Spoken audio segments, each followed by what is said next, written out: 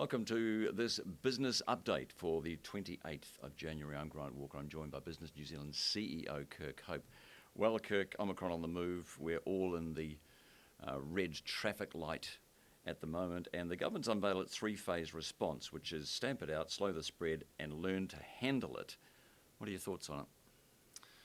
I think I said at the time of the announcement last Sunday that announcing the kind of plan in two stages during the week probably wasn't that helpful. From a business perspective, we need to get the information earlier. We need to get it out to businesses so they need to know what to do when Omicron finally arrives en masse, which it appears is not that far away. So it was a bit frustrating, would be my observation, Grant. And the next phase around the changes to who is a close contact, the self-isolation requirements, businesses need to start building that into their systems now. They probably needed that a week ago.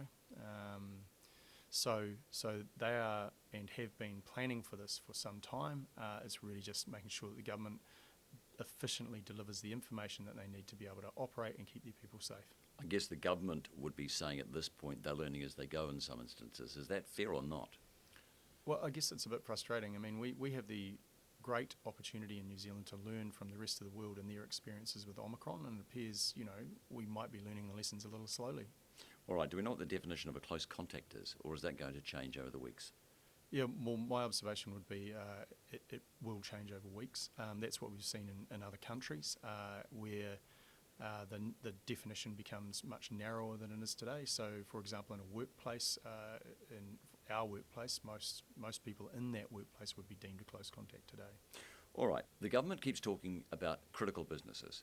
Now, in the past, we've had essential services, and there's a big difference between essential and critical. They're different, aren't they? Yeah, this is the critical is really about keeping the lights on, I think, as various ministers have described it. So really infrastructure, so you're looking at power, water, probably telecommunications. There'll be communications and media. They'll be important to get information out to people as kind of Omicron spreads. There'll be food manufacturing, that's clearly essential, as I said, water. So there'll be a range of things, but I think as with the essential category, you have to really dive down deeply into the supply chains, because if an industry or a business is deemed critical but its suppliers aren't, there's a bit of a problem there. So and if they get taken out because they can't get access to rapid antigen tests to test their workforce to keep operating, that's going to be really problematic. All right, now businesses are covered by the vaccine mandate, those ones. They're going to need to ensure their staff are wearing those medical grade masks. We've talked about the fashion statement masks down Lambton Quay before, which really are no good at all for Omicron. This has to be done by 11:59 p.m, so midnight February. That's February the 3rd. That's not far away. Yeah, I think part of obviously businesses who are subject to this mandate, the masking mandate or the addition to it, will probably be a bit frustrated about the way it was communicated and the cost. I guess my observation about that is at least we don't have the alternative, which is lockdowns. Yes, mask wearing will be tough on staff, I would imagine. If you were forced to wear a mask for the whole day, it's not going to be that comfortable. Businesses will have to enable people to have more breaks because of that. So learning to live with that protocol is going to be, as I said, frustrating and expensive, and could have been indicated a lot earlier than what it was.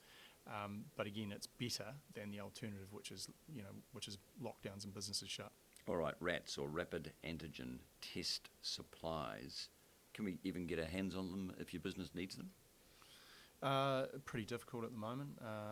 At the moment, the sort of government has consolidated the tests that are in the country, and will provide them to those workers that are deemed critical for meeting the test to work regime. So that is a shorter isolation period. If you're a critical worker and you test positive for COVID, you'll have an isolation period which will be shortened. If you can get a negative RAT test, you can go back to work. Can businesses get hold of them? Businesses that have supply will be holding on to them, and I think they're not using them broadly for surveillance testing. I think they're holding on to them to try and help manage risks in the workplace, because they know that supplies are limited. and it is extremely limited. We've been working with some businesses to try and get some more into the country so that they can help manage manage the contingency planning process. All right, so the one thing that we know is that over the next few weeks and the next few months, information is going to be critical and things are going to change at a rapid pace. Would you agree?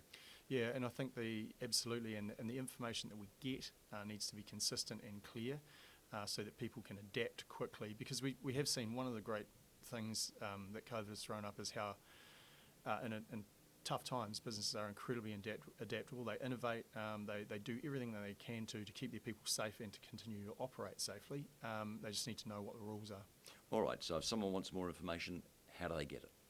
So they can go to a helpline, which will be included in this email, and is 0800 500 362 for the North Island and 0800 505096 for the South Island. All right, and of course, in terms of the short-term absence payments, the leave support schemes, there's still some schemes in place. Maybe not enough, but there's still some there. Yeah, so those are specifically for leave. The government is also providing support to the events industry because, of course, many of those will have to be cancelled given the red traffic light setting. We have been saying to government that it may be that they need to reinstate the resurgence support payment. If you've got no customers and you've got no staff, you're effectively locked down, and people will still need to.